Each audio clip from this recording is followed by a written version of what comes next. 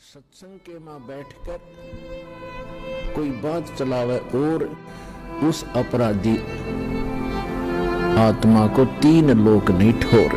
ये परमात्मा की वचन दास एज ए स्पीकर बोल रहा है, एज ए टेप रिकॉर्डर बोल रहा है।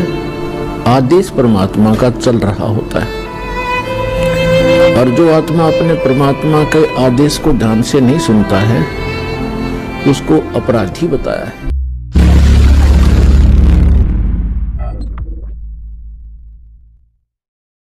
इस कुंभ के पर्व में अब वैष्णव साधु कहने लगे कि तुम काहे के संत हो, तुम काहे के श्रेष्ठ हो, तन पर वस्त्र भी नहीं धारण करते, पशु की तरह नंगे फिरते हो, तुम टट्टी के हाथ भी ना धोते, शरण फिरड़ो, बाहर आ जाओ, तुम पहले हम स्नान करेंगे। अभी ऐसी उनकी फिर इतनी ही देर बात में नागाओं ने भी लाल आंख कर ली। वो नंगे तमोगुण शिव के उपासक थे और वैष्णव आपस में लड़ने लग गए। तीर निकाल लाए, तलवार निकाल लाए, कटारी नो सीधे छोटे गोपे एक दूसरे की गर्दन काट दिए, बुड़क्या खावे, जिसके बाल उठा के बाल पाट दिए। 25,000 ये जिनको संत कहा करते थे आपस में लड़ झगड़ के और 25,000 कत्लेआम हो गए। वहां पर लड़का मर गए पशु की तरह। अब उनके विषय में इस सूक्ष्म वेद में बता रखा है, 5वें वेद में, तीर तुपक तलवार कटारी जमदड़ जोर बधावे हैं, हर पैड़ी हर हेत न जाण्या वहां जा तेग चलावे हैं, काटे शीस नहीं दिल करुणा वो जग में साध कवावे हैं, जो जन उनके दर्शन को जावे उनको भी नरक पठावे हैं। अब क्या बताया है कि तीर तुपक तलवार कटारी ऐसे घातक हथियार लेकर तो वो युद्ध करते हैं, एक दूसरे पर आक्रमण कर दिया उन्होंने। और कट्टे शीश नहीं दिल करना, हर पैड़ी हर हेत ना जाना, हर पैड़ी हर हेत न जाण्या वहां जा तेग चलावे हैं। तेग माने तलवार, और कट शीस नहीं दिल करुणा, ये जग में साध कहावे हैं।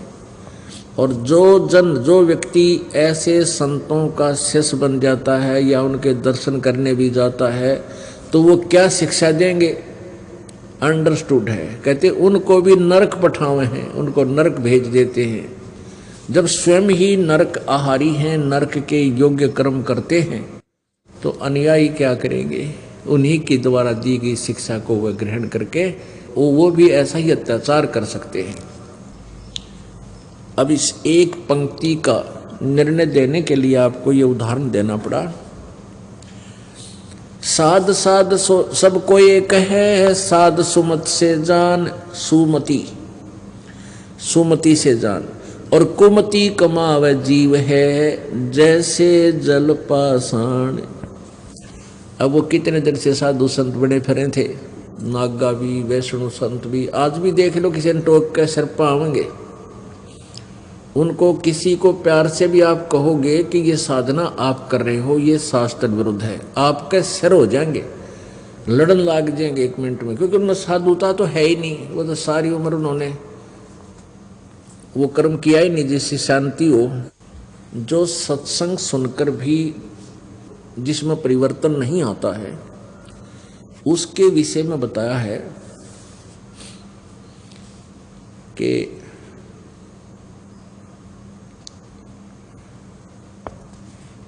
कोट वर्ष कर संगत संतों की, पत्थर का जल में के बीजे, चंदन बन में रंग ला दे, एक बांस बिटम भी ना सीजे। जो अशांत होते हैं, निकम्मी आत्मा होती है, वो चाहे सारी उम्र सत्संग में आते रहो, वो तो ऐसे हैं जैसे पत्थर को जल में डाल दिया, निकाला, जब एक दूसरे से टच किया, जो कि जो अंगारी उनमें फिर भी है, वो जो का तो दोष भरा पड़ा है। अन्यथा जल में प्रत्येक वस्तु शांत होती है लेकिन पत्थर का असर नहीं होता। फिर क्या बताते हैं कि वो प्राणी ऐसे हैं चंदन का पेड़ आसपास के सभी पेड़ों को, नीम को भी चंदन जैसी गंध युक्त, सुगंध युक्त कर देता है। लेकिन बांस, ये बंबू। अधिक जानकारी के लिए जगत गुरु तत्वदर्शी संत रामपाल जी महाराज द्वारा लिखित पवित्र पुस्तकें ज्ञान गंगा, जीने की राह, गीता तेरा ज्ञान अमृत, अंधश्रद्धा भक्ति खतराए जान बिल्कुल निःशुल्क मंगाएं। अपना नाम, पूरा पता हमें व्हाट्सएप करें। हमारा नंबर है 7496801823। जगत गुरु तत्वदर्शी संत रामपाल जी महाराज के मंगल प्रवचन अब प्रतिदिन सुनिए MH1 श्रद्धा टीवी पर दोपहर 2 से 3 बजे, सारथी टीवी पर शाम 6:30 से 7:30 बजे, साधना टीवी पर शाम 7:30 से 8:30 बजे, ईश्वर टीवी पर रात 8:30 से 9:30 बजे।